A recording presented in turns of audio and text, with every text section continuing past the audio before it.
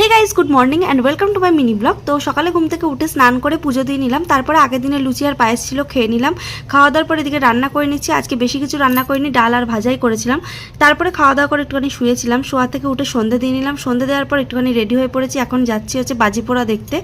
তো এটা হচ্ছে দিওয়ালির পরের দিনের ভিডিও, তো তোমরা একটুখানি দেখে নাও বাজি ফাটানো।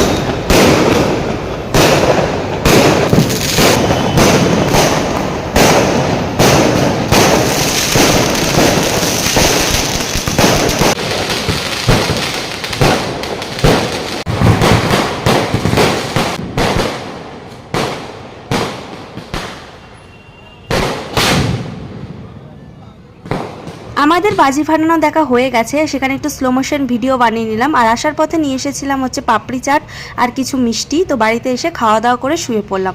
আর এরকম ছোটোখাটো ভিডিও দেখতে হলে আমার চ্যানেলটাকে সাবস্ক্রাইব করে দিও। তো চলো, টাটা।